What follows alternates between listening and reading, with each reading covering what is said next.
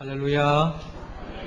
나그네 같은 우리 인생길, 그 길이 그친 비보람이 모질게 불어온다 할지라도 마침내 하나님께서 은혜 가운데 우리를 본향으로, 천국으로 우리 모두를 인도해 주시는 우리 주님을 향하여 할렐루야 찬양대에서 찬양을 올렸습니다. 우리 주님께서 영광 중에 받아주신 줄로 믿습니다. 찬양의 가사처럼 어떠한 상황 속에서도 주님이 나와 함께 하시고 주님이 나를 복된 길로 인도해 주실 것이라고 하는 그 믿음으로 환난과 역경을 이기시고 주님이 예배해 놓으신 그 천국을 바라보고 그 천국의 주인공으로 되는 우리 모두가 되기를 주의 이름으로 축원합니다. 우리 옆 사람과 한번 인사 나눕시다. 천국을 바라봅시다.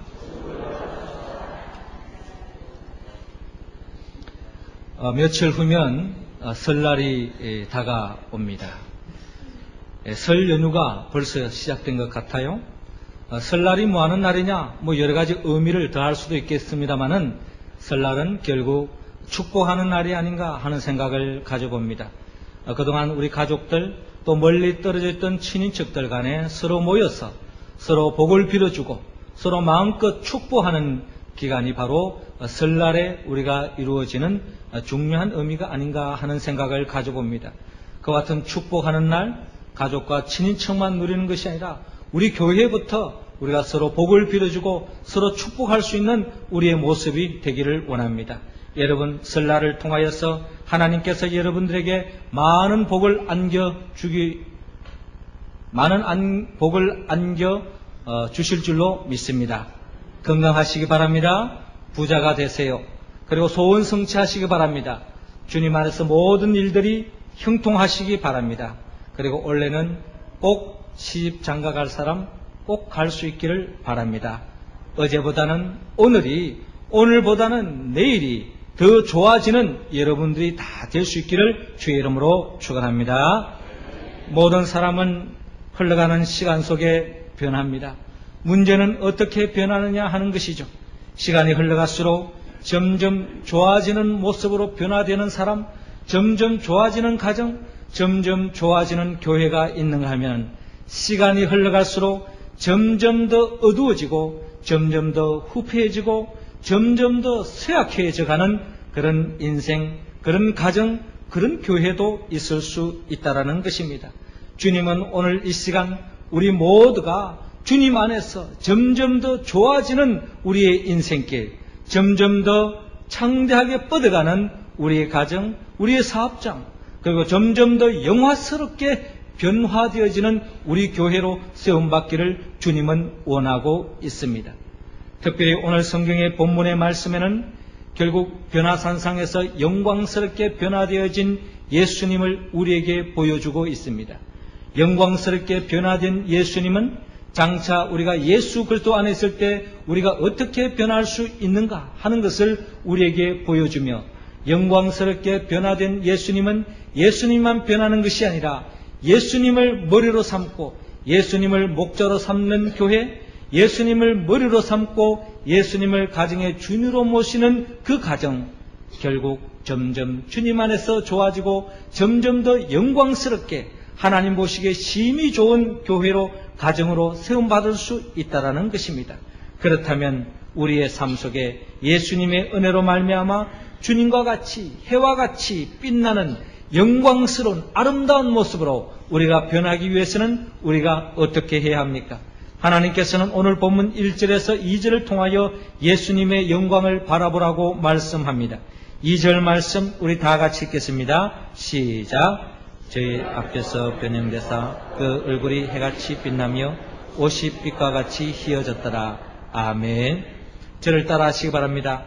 예수님의 영광을 바라봅시다. 예수님은 예수님의 12제자 중에 대표적인 3명의 제자 베드로와 야고보와 요한을 데리고 높은 산으로 올라갑니다. 그런데 예수님은 제자들 앞에서 변형되어집니다. 예수님의 얼굴이 해같이 빛나고 옷이 빛과 같이 희어지는 것입니다. 왜 예수님께서 이렇게 신비롭고 영광스러운 모습으로 변화되어진 모습을 제자들에게 보여주고 있습니까? 예수님은 오늘 변화산산에서 영광스럽고 신비로운 모습으로 변화되기 전 6일 전에 제자들에게 질문한 바가 있습니다. 무리들이 나를 누구라 하느냐? 라는 질문과 함께 제자들을 향하여 너희는 나를 누구라 하느냐라고 질문을 했습니다. 그때에 베드로, 수제자 베드로가 주는 그리스도시요 살아계신 하나님의 아들입니다 라고 하는 주님에 대한 고백을 합니다. 그때 예수님께서 이 말을 아무에게도 이르지 말라라고 말씀하신 후에 중요한 충격적인 말씀을 하시는데요. 그 말씀이 바로 뭐냐면 인자가 많은 고난을 받고 장로들과 대제사장들과 서기관들에게 버림받아 죽임을 당하고 제3일에 살아나야 하리라 라고 충격적인 말씀을 하는 것입니다. 예수님의 말씀은 현실적으로 간단하게 이야기한다면 예수님이 십자가에 못 박혀 죽는다는 사실입니다. 그런 이야기를 들은 예수 제자들의 마음은 얼마나 충격적이었겠습니까? 제자들의 마음은 낙심할 수밖에 없었습니다. 주님을 위하여서 배와 그물을 버려두고 심지어 부모님과 가족까지 버려두고 주님을 따라왔고 주님께 희망을 걸고 주님을 따라왔지만 주님의 말씀을 액면그대로 받아들였을 때의 절망 그 자체였다는 것입니다. 베드로는 예수님을 만류했습니다. 주여 그리 마옵소서 이 일이 결코 주에게 미치지 아니하리이다 라고 베드로가 이야기합니다. 그때 예수님께서 베드로에게 하시는 말씀 사단아 내게로 물러가라 너는 나를 넘어지게 하는 자로다 내가 하나님의 일을 생각지 아니하고 도리어 사람의 일을 생각한다 라고 말씀하시면서 이어서 주님께서 아무든지 나를 따라오려거든 자기를 부인하고 자기 십자가를 지고 나를 쫓으라 라고 주님께서 말씀하십니다.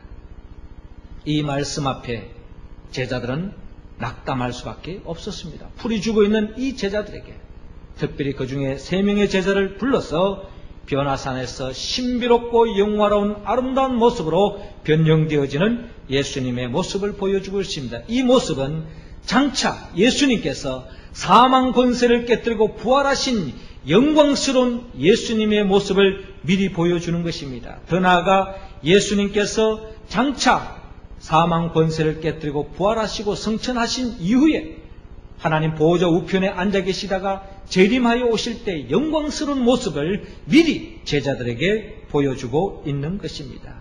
이와 같이 영광스러운 모습으로 제자들에게 보여주는 이유는 바로 제자들의 앞에 예수님 자신은 말할 것 없고 제자들의 앞에 다가오는 그 어떤 환난과 역경과 그 시험을 극복할 수 있도록 주님께서 제자들에게 그 영광스러운 모습을 미리 보여준다는 것입니다. 지금 내가 가는 길은 십자가의 길이고 죽음의 길이고 십자가에 못 박혀 죽지만은 죽음으로 끝나는 것이 아니라 죽은 지 3일 만에 다시 영광스러운 모습으로 부활할 것을 주님께서 약속하고 있는 모습을 오늘 변화산상에서 변모되어지는 모습을 통하여 예수님께서 제자들에게 말씀하고 있는 것입니다. 그 영광스러운 모습을 마음에 새기고 그 영광스러운 모습을 마음에 품을 때에 그 어떠한 환난과 역경도 이겨나갈 수 있기 때문에 주님은 그 마음속에 영광스럽게 변화되어지는 모습을 품기를 원하십니다. 히브리서 12장 2절은 말씀합니다. 믿음의 주요 또 온전케 하시는 이인 예수를 바라보자. 저는 그 앞에 있는 절kum을 위하여 십자가를 참으사 부끄러움을 개의치 아니하시더니 하나님 보호자 우편에 앉으셨느니라 라고 말씀하고 있습니다. 예수님께서도 친히 이 세상에서 주의 뜻을 이루고 주의 사명을 감당하는 데에 십자가의 길의 여정 속에 많은 환난과 역경과 십자가의 고난이 있었습니다마는 주님께서 그 모든 것을 개의치 않고 부끄럽지 않고 그것을 다 감수할 수 있었던 것은 앞에 있는 즐거움을 위해서 하나님 보호자 우편에 앉아서 영광스럽게 하나님으로부터 칭찬을 받고 모든 사람으로부터 존경함을 받는 그 자리에 이를 줄로 믿었기 때문에 그 어떠한 어려움과 역경도 이겨나갈 수 있었다는 것입니다. 우리 또한 주님은 영광스러운 주님을 우리가 바라보기를 원합니다. 그 모습을 바라보면서 우리가 주의 길을 걸어갈 때에 어떠한 환난과 역경이 있더라도 그 영광스러운 주님을 바라볼 때에 결국 우리는 모든 환난과 역경을 이겨나갈 수 있다는 것입니다. 우리가 잘 아는 믿음의 선배 요셉도 그가 많은 어려움과 역경이 있지 않았습니까? 그러나 그가 하나님께서 그의 꿈을 통하여 보여줬던 그 말씀, 그것은 바로 자신의 별을 향하여 해와 달과 많은 별들이 자신의 별을 향하여 절을 하는 모습을 봤다는 것입니다. 영광스러운 모습을 마음에 새겼을 때에 요셉은 그딴 환난과 역경도 이겨나갈 수 있었다는 것입니다. 역경도 있고 고난도 컸지만 장차 하나님 앞에서 영광스러운 모습으로 설 것을 믿었기 때문에 그 환난도 다 이겨나갈 수 있다는 것입니다. 사랑하는 성도 여러분, 하나님은 우리 모두가 변화산상의 영광스러운 모습으로 변화되신 주님을 바라보기를 원합니다. 그 주님이 우리 교회를 통치할 때 우리 언양제일교회도 영광스러운 교회로 변화되어질 줄로 믿으시기 바랍니다. 그 주님이, 영광스럽게 변화된 주님이 우리 가정의 주인이 될 때, 우리 사회를 통치할 때에 결국 우리 가정과 이 사회는 날로 하나님의 나라로 확장되어지고 하나님의 나라를 맛볼 줄로 믿습니다. 영광스러운 주님을 바라보면서 주님 안에서 내 자신이 변화될 것을 꿈꾸면서 그 어떤 환난과 역경도 이겨나가는 우리 모두가 되기를 주의 이름으로 축원합니다. 두 번째로 우리 모두가 예수님과 같이 해와 같이 빛나는 영광스러운 모습으로 변화될 수 있는 길은 하나님은 오늘 본문 3절에서 8절을 통하여 예수님의 말씀에 순종하라고 말씀합니다. 5절 말씀 우리 할렐루야 찬양대원들 읽어주시기 바랍니다. 시작.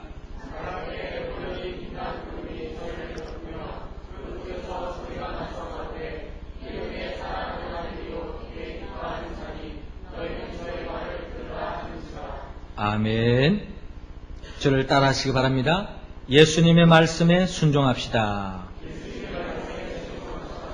영광스러운 모습으로 변모하신 예수님은 엘리야와 모세와 더불어 말씀을 나누고 있습니다. 시간과 공간을 초월한 신비롭고 환상적인 순간입니다. 이때 베드로가 그 순간이 얼마나 감동하고 감격스러웠던 나머지 예수님을 향하여 우리가 여기에 있는 것이 좋사오니 우리가 초막셋을 짓되 하나는 주를 위하여, 하나는 모세를 위하여, 하나는 엘리야를 위하여 하사이다 라고 고백을 합니다. 이때에 구름이 와서 그들을 덮습니다. 구름 속에서 하나님의 음성이 들려옵니다. 이는 내 사랑하는 아들이니 너희는 저의 말을 들으라 라고 하는 하늘의 음성이 들려옵니다. 잠시 후에 둘러봤더니 엘리야와 모세는 보이지 않고 오직 예수님만 남아있는 것입니다. 그렇습니다. 영원토록 우리 곁에 함께 하실 분, 우리가 진정 귀 기울이고 따라야 할 분은 오직 예수 그리스도 한 분밖에 없습니다. 율법을 대표하는 모세, 선지자를 대표하는 엘리야, 그들의 많은 주의 말씀을 또한 남겼습니다마는 우리가 진정 따르고 믿어야 할 것은 바로 복음서에 기록되어 있는 주님의 말씀이라는 것입니다. 하나님은 그 누구보다 잘 믿는다고 자처했던 서기관들과 바리새인들은 예수님의 말씀에 순종하지 않았습니다. 참으로 불쌍한 사람들입니다. 그러기에 히브리서 기자는 히브리서 1장 1절 이하를 통하여 말씀하시는 바 옛적의 선자들로 여러 부분과 여러 모양으로 우리 조상들에게 말씀하신 하나님이 이 모든 날 마지막에 아들로 우리에게 말씀하셨으니 이 아들을 만유의 후사로 세우시고 또 저로 말미암아 모든 세계를 지으셨느니라 라고 말씀하시며 우리가 따라야 할, 우리가 순종해야 할 말씀, 예수님의 말씀을 절대 순종하고 그 말씀대로 살아갈 때에 진정한 하나님의 복을 누릴 수 있다는 것을 성경은 우리에게 증거하고 있습니다. 우리가 잘 아는 개구리 이야기가 있습니다. 청개구리요. 엄마 청개구리가 아들 청개구리에게 이야기합니다. 동쪽에 가라면 서쪽으로 가고 또 서쪽에 갔다 오라 그러면 또 동쪽으로 가고 있으라 하면 떠나고 떠나라 하면은 있는 부모님의 말씀을 완전히 반대로 하고 거꾸로 하고 불순종하는 청개구리가 있지 않았습니까? 엄마의 마음이 얼마나 가슴이 문드러졌던지 결국 엄마가 죽게 되었습니다. 죽을 때에 이 아들에게 유언을 남기죠. 산에 묻으라 하면 또 강가에 묻을까 싶어서 이 아들에게 강가에 나를 묻어다고 라고 아들에게 유언을 남깁니다. 엄마가 죽고 난 뒤에서야 뒤늦게 깨달은 이 청개구리는 그래도 엄마가 죽고 난 뒤에 남긴 유언인데 마지막이라도 한번 어머니의 말씀을 순종해야 되겠다 하는 마음으로 강가에 어머니 청개구리를 묻지 않습니까?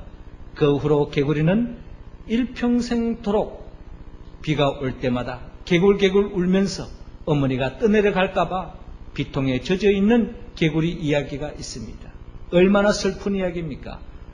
어머니의 말씀을 순종하지 않을 때에 그 개구리는 일평생토록 불행할 수밖에 없고 슬픔에 잠길 수밖에 없었습니다.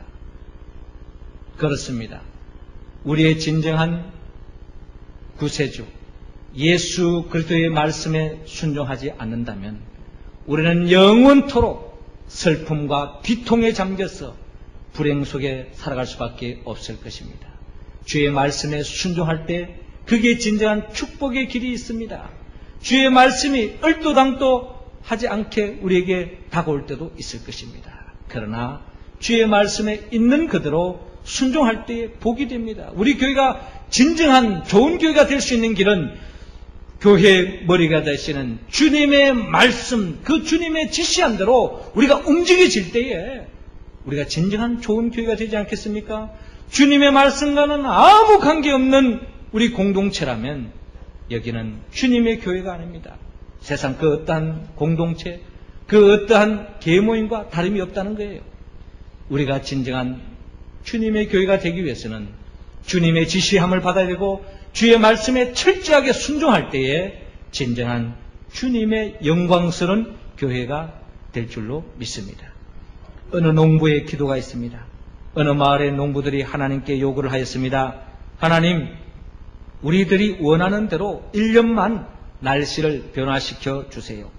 하나님이 대답했습니다. 그래 좋다. 1년 동안 너희들이 원하는 대로 날씨를 변화시켜 주마. 그래서 농부들은 자기들이 경험에 의해서 하나님께 요구를 했습니다. 하나님 지금 비를 내려주세요. 하나님 지금 햇볕을 주세요. 하나님 지금 바람을 주세요. 자기 원하는 대로 하나님 그대로 들어주었습니다. 가을이 되어서 들판에 곡식이 잘 되어서 추수하기에 이르렀습니다. 농부들은 신이 나서 추수를 하고 탈곡을 하였습니다. 그런데 웬일입니까? 막상 탈곡기에 넣어 탈곡을 해보니 알곡이 없는 것입니다. 아니 하나님 왜 알곡이 하나도 없습니까? 농부들은 의아해서 물었습니다. 그러자 하나님께서 대답했습니다. 나는 너희들이 원하는 대로 다 주었다. 비를 원할 때 비를 주었고 햇빛을 원할 때 햇빛을 주었고 바람을 원할 때 바람을 주었다. 그러나 너희가 언제 나에게 알곡을 달라고 하였느냐? 너희들은 알곡 달라는 말은 한마디도 하지 않았답니다. 그제서야 농부들은 자신의 경험에 의해서 하나님께 주문하는 것보다 모든 것을 하나님께 맡기고 하나님의 선한 뜻대로 구하는 것이 가장 좋다는 것을 뒤늦게 깨닫게 되었다는 것입니다. 그렇습니다. 예수님의 말씀에 우리가 순종하기를 원합니다. 예수님의 말씀에 철저하게 순종해야 됩니다. 이 순종의 훈련은 우리는 거듭해야 합니다. 주님의 말씀에 순종하는 것은 마치 때로는 밑빠진 독에 물 붓기와 같습니다. 그러나 예수님의 말씀에 순종할 때에 예수님이 예비해 놓으신 복을 경험할 수 있다는 것입니다. 예수님의 말씀에 순종할 때에 물이 변하여 포도주가 변화되어서 축제의 기쁨을 맛보지 않습니까? 예수의 말씀에 순종할 때에 보리떡 5개와 물고기 2마리 5,000명을 먹이는 배부른 기쁨을 만끽합니다. 예수님의 말씀에 순종할 때에 밤새도록 한 마리의 물고기를 잡지 못했지만 주의 말씀 그대로 순종했더니 그 말씀이 황당하게 들렸지만 자신의 경험으로는 도저히 받아들일 수 없었지만 주의 말씀에 순종할 때에 주님이 예비해 놓으신 주님의 축복이 임했다는 것입니다. 사랑하는 성도 여러분, 이 세상의 복을 얻기를 원합니까? 주님이 주시는 복을 누리기를 원합니까? 진정한 우리의 열매, 우리의 알곡은 이 세상 것이 아닙니다. 이 세상 것은 가라지요 쭉증입니다. 세상 것을 아무리 얻었다 할지라도 우리는 주님 앞에 나아가서는 그 모든 것이 허무하다는 것을 우리는 고백할 수밖에 없습니다. 주의 말씀에 순종하고 주의 뜻대로 살아가고 주님의 명령에 순종할 때에 주님이 안겨주시는 그 복을 누릴 때에 우리는 참된 복을 누릴 수 있고 진정한 주님과 같이 영광스러운 모습, 아름다운 인생으로 변화되어지는 우리 모습이 다 될 수 있기를 주의 이름으로 축원합니다. 세 번째로 우리 모두가 아름다운 모습으로 우리 모두가 변화되기 위해서는 하나님께서는 오늘 본문 9절을 통하여 예수님의 고난에 동참하라고 말씀합니다. 9절 말씀 우리 다 같이 읽겠습니다. 시작. 저희가 산에서 내려올 때에 예수께서 명하여 가라사대 인자가 죽은 자 가운데서 살아나기 전에는 본 것을 아무에게도 이르지 말라 하시니 아멘. 저를 따라하시기 바랍니다. 예수님의 고난에 동참합시다. 예수님은 세 명의 제자들을 데리고 영광스러운 자리를 떠나 영광스러운 그 산 위에서 머물러 있지 않고 산 밑으로 내려옵니다. 예수님께서 산으로 내려오실 때에 제자들에게 인자가 죽은 자 가운데서 살아날 때까지 본 것을 아무에게도 이르지 말라 분부합니다. 여기서 예수님이 중요한 우리에게 주시는 메시지는 결국 예수님이 죽은 후에 부활하시지만 현실적으로 산 밑에 죽음이 기다리고 있음을 주님께서 말씀하고 있습니다. 예수님은 산에서 내려오실 때에 변화된 주님에 대하여 침묵을 요구하고 있습니다. 여기서 우리는 예수님의 마음을 읽어야 합니다. 예수님의 마음은 오직 한 마음입니다. 우리 모두를 영광스러운 존재로 변화시키기 위해서 우리의 모든 죄를 짊어지고 십자가에 못 박혀 죽기 위해서 주님은 고난이 기다리고 있는 산 밑으로 한 걸음 한 걸음 내려가고 있는 주님의 마음을 우리는 읽어야 합니다.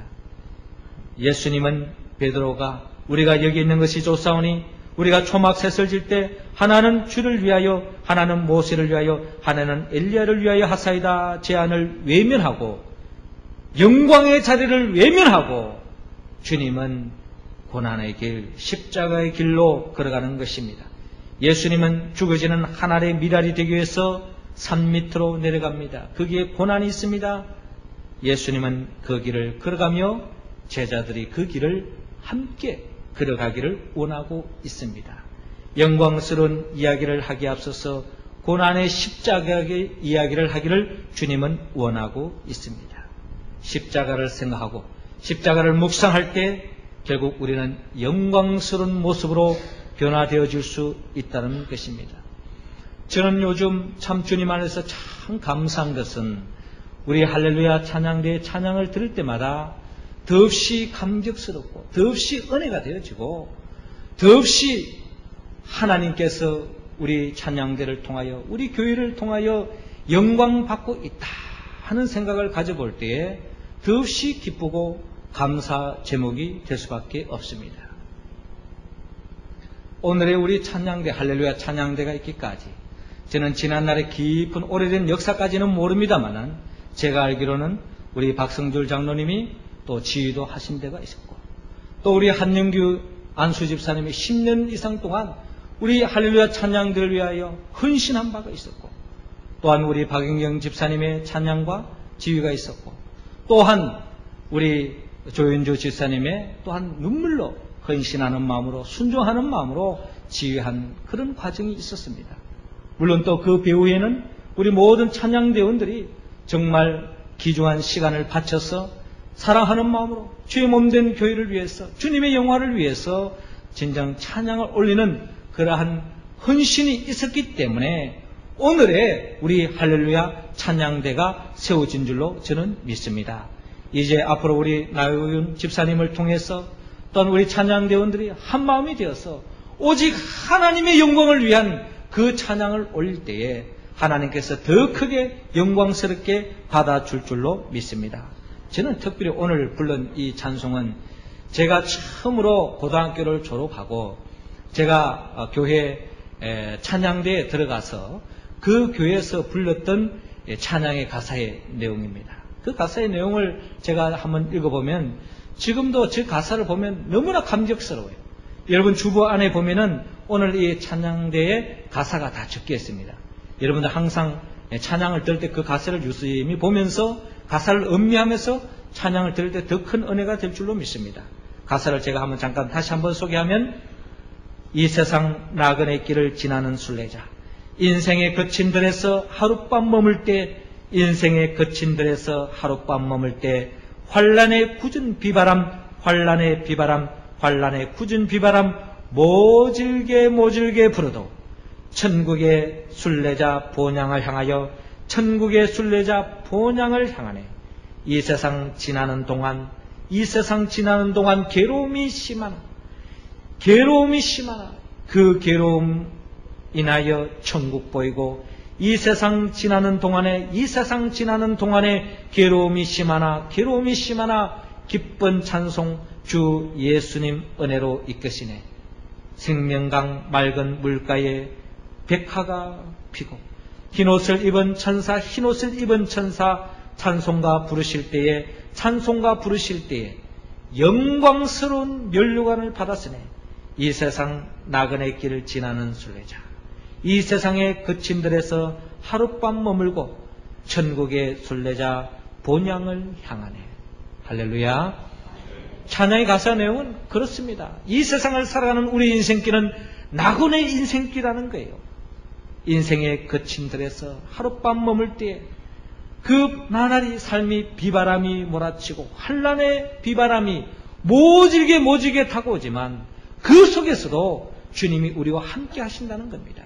그 환란의 역경을 통과한 후에는 하나님께서 새하늘과 새 땅으로 인도하시고 생명 강가에서 생명의 면류관을 우리에게 영생 복락을 안겨주시는 우리 주님이신 것을 우리는 고백하지 않을 수 없습니다. 이 축복이 우리 모두에게 임할 줄로 믿습니다. 고난을 모르는 사람보다 더 불행한 사람이 없습니다. 고난은 천국으로 인도하는 채찍이며 고난은 승리의 전주곡입니다. 고난에는 반드시 승리가 있습니다. 이것을 깨닫고 감사하는 성도가 되어야겠습니다.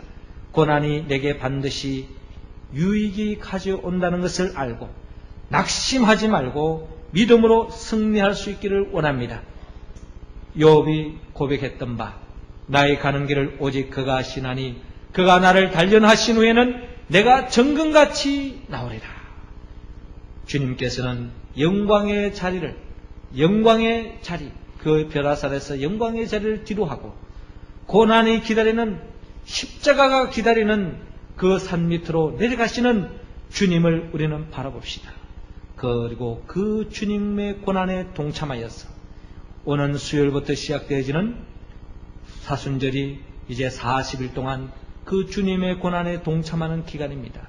그 사순절에 주님을 깊이 묵상하면서 우리의 삶의 자리에서 우리에게 각자에 맡겨주신 그 십자가를 달게 짐으로 우리 모두가 장차 다가오는 그 영광의 자리에 우리 모두가 이룰 수 있기를 주의 이름으로 축원합니다.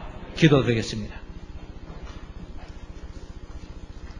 생명의 영 보혜사 성령님이시여, 우리는 주님의 영광을 바라보기보다는 세상의 영광에 집착했고 세상의 영광을 갈망했고 세상의 영광을 더 집착하였습니다. 주의 말씀에 불순종했고 주님의 고난을 외면하여 살아왔습니다.